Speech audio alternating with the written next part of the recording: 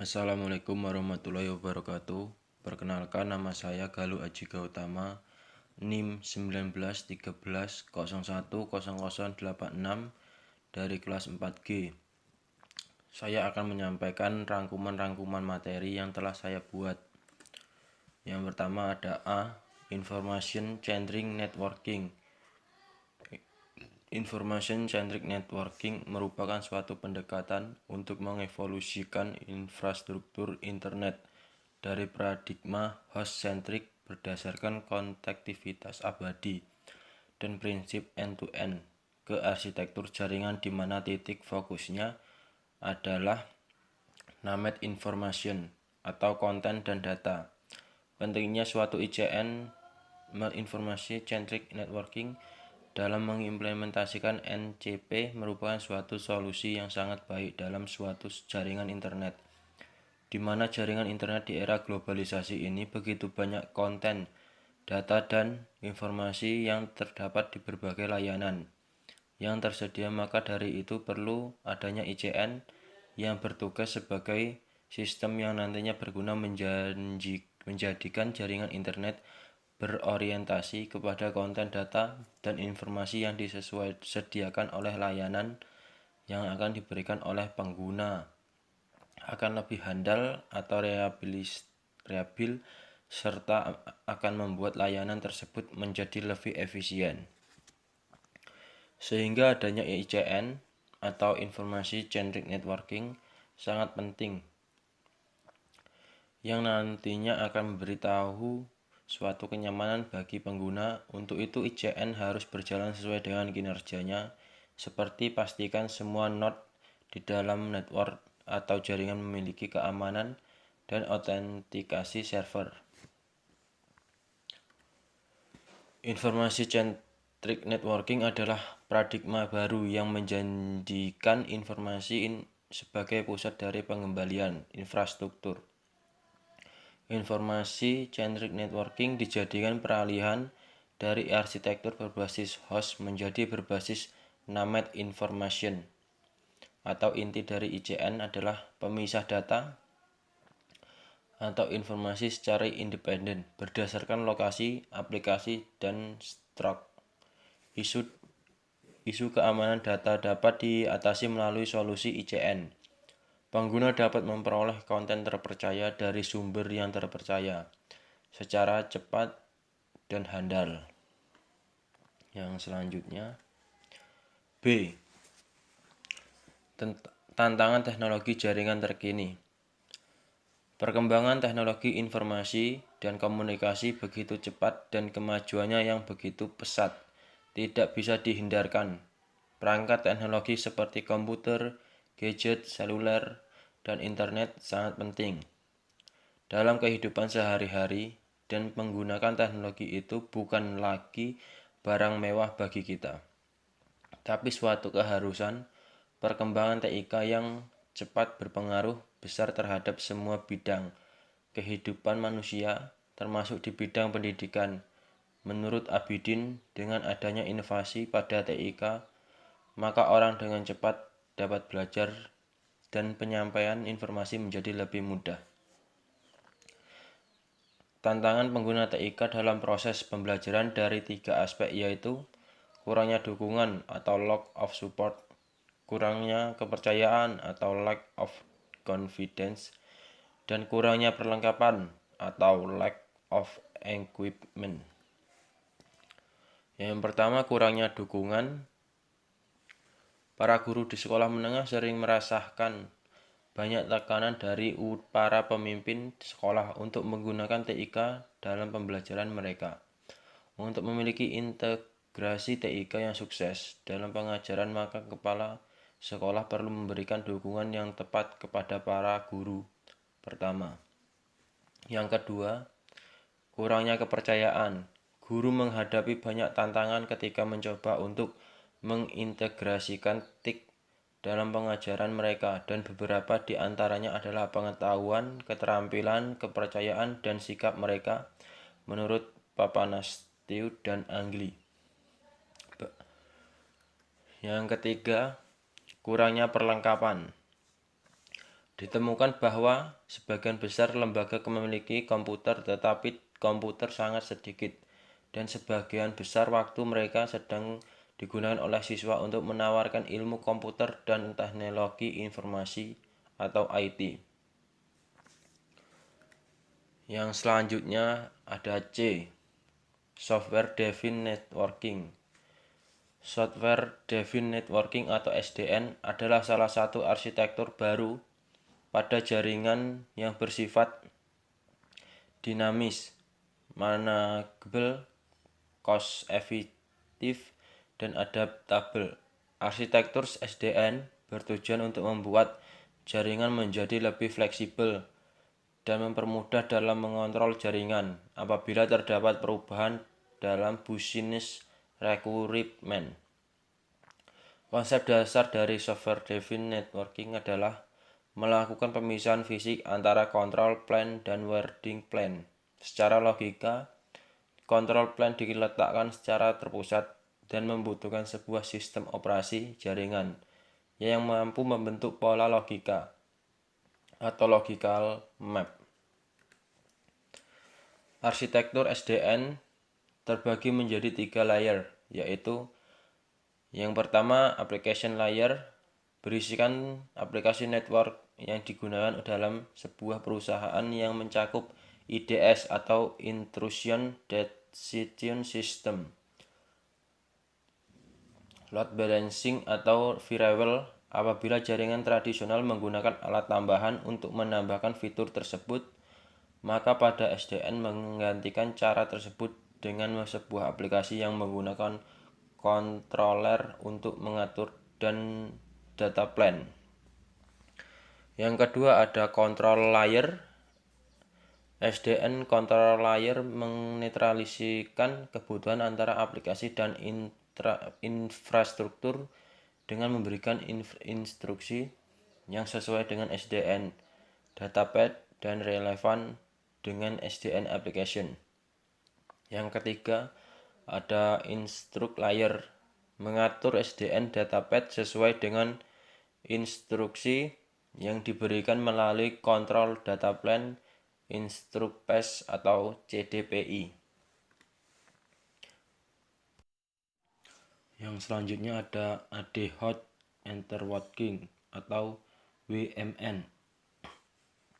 Jaringan AD Hot adalah koneksi jaringan sementara yang dibuat untuk tujuan tertentu, seperti mentransfer data dari satu komputer ke komputer lain. AD Hots termasuk ke dalam satu dari sekian banyak jenis WLAN atau Wireless Local Area Network yang berisi sekumpulan node agar bisa berkomunikasi atau berbagi antara satu dengan yang lain. AD Hots memiliki beberapa karakteristik unik, di antaranya adalah 1.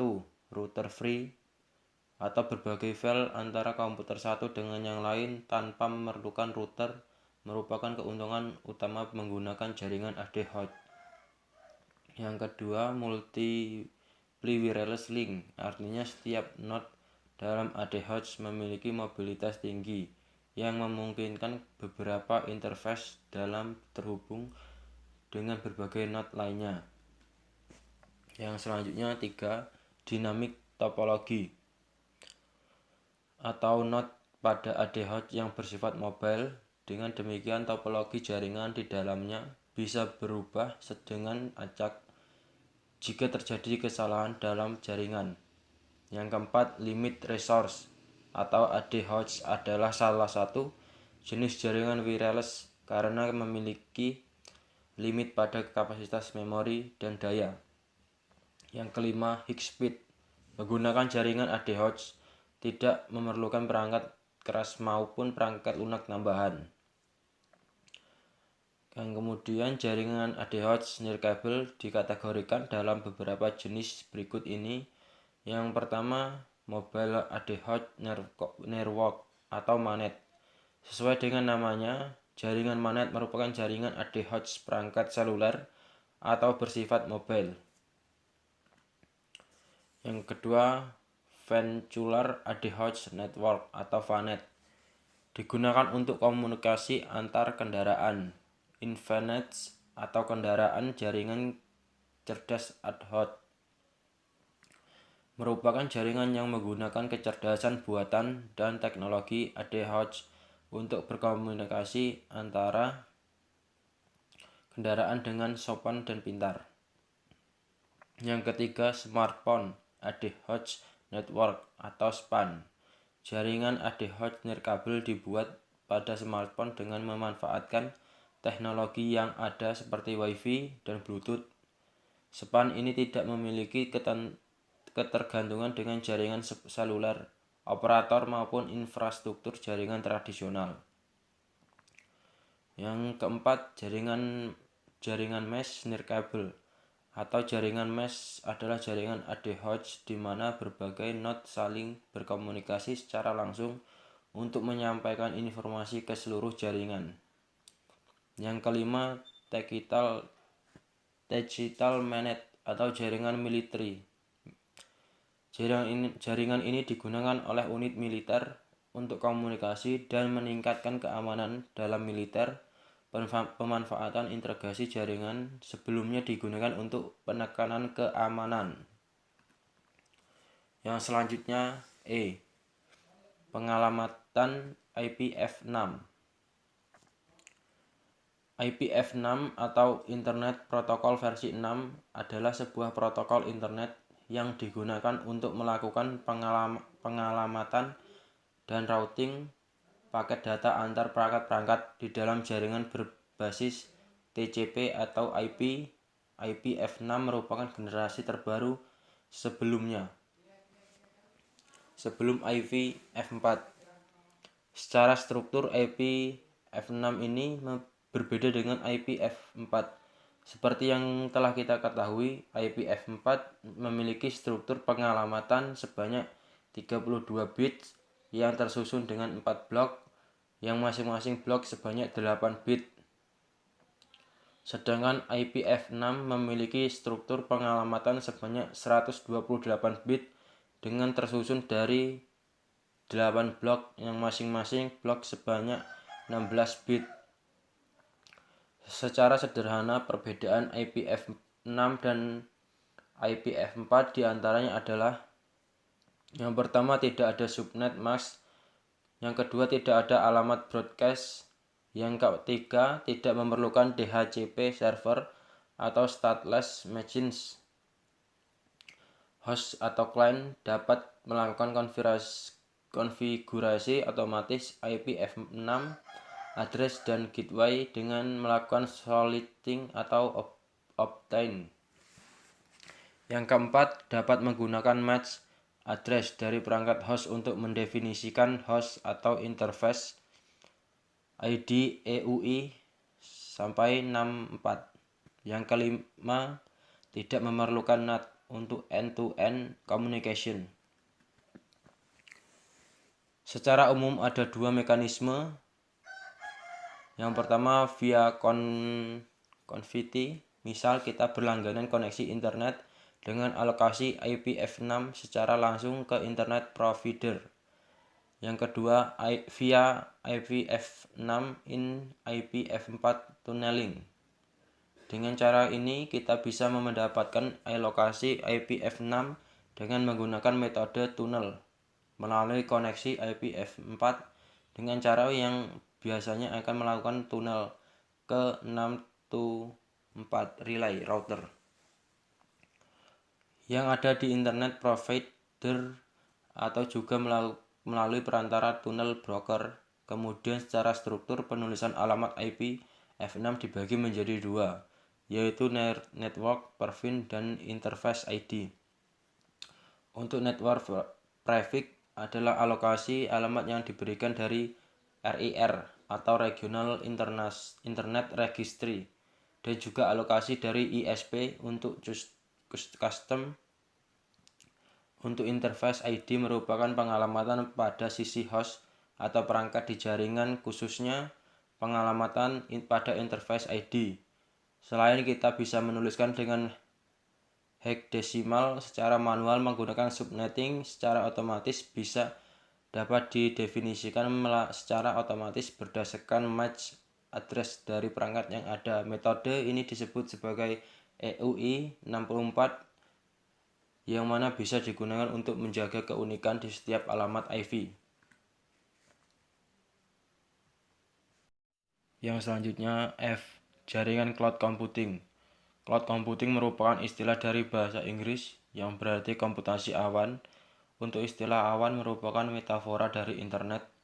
Jadi definisi yang sebenarnya dari cloud computing adalah sebuah proses pengolahan sistem daya komputasi melalui jaringan internet yang menghubungkan antara satu perangkat komputer dengan komputer lain dalam waktu yang sama, sehingga komputasi awan sendiri juga termasuk dalam teknologi yang menjadikan internet sebagai center of service.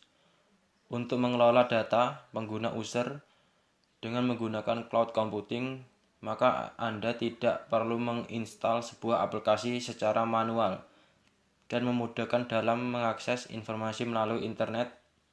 Fungsi dari cloud computing yang pertama, satu, meningkatkan kapasitas penyimpanan data. Yang kedua, meningkatkan kinerja stakeholder. Yang ketiga, mendapatkan pembaharuan sistem secara berkala, up to date. Selanjutnya, jenis-jenis dari teknologi cloud computing. Yang pertama, satu, public cloud. Public cloud merupakan penyimpanan setiap data dan informasi pada media internet dengan model layanan yang menggunakan hak akses secara publik, yang berarti Anda dapat menggunakan setiap fitur dan layanan secara gratis dan tidak memerlukan biaya. Yang kedua, private cloud. Private cloud merupakan pemakaian teknologi cloud untuk kepentingan suatu organisasi atau perusahaan saja yang bersifat private. Yang ketiga, Community cloud. Community cloud merupakan sistem penyimpanan berbasis awan yang digunakan untuk kepentingan sebuah komunitas dan institusi. Yang keempat, hybrid cloud. Hybrid cloud adalah penggabungan dari private dan public cloud computing, yang mana layanan ini biasanya diterapkan pada sebuah institusi atau struktur komputasi awan. Yang pertama, satu, komputer front-end. Komputer front-end merupakan komputer desktop yang muncul pada halaman depan interface antarmuka. Komputer back-end. Komputer back-end adalah komputer untuk melayani kebutuhan penyimpanan data dalam jumlah yang besar. Contohnya adalah komputer server dan data center. Yang ketiga, komputer front and back end atau hybrid. Struktur yang ketiga ini berfungsi untuk menghubungkan antara dua komputer di atas, di mana memungkinkan untuk dapat bertukar informasi dan data secara cepat dan akurat. Manfaat yang dimiliki: satu, sebagai media penyimpanan pada server secara terpusat. Yang kedua, sebagai pusat keamanan data. Yang ketiga, tahan lama dan tidak membutuhkan biaya yang besar. Kesimpulan dari cloud computing ini adalah: yang pertama, cloud computing adalah sebuah proses pengolahan komputasi data dengan membentuk jaringan internet untuk menyimpan kebutuhan informasi berskala besar. Yang kedua, jenis dari komputasi awan terbagi menjadi 4, yaitu private, public, community, dan hybrid cloud. Yang ketiga, struktur dari komputasi awan terbagi menjadi 3 bagian utama, yaitu komputer back-end, yang kedua front-end, dan ketiga hybrid. Baik, itulah presentasi yang saya sampaikan. Apabila ada kesalahan, saya mohon maaf. Assalamualaikum warahmatullahi wabarakatuh.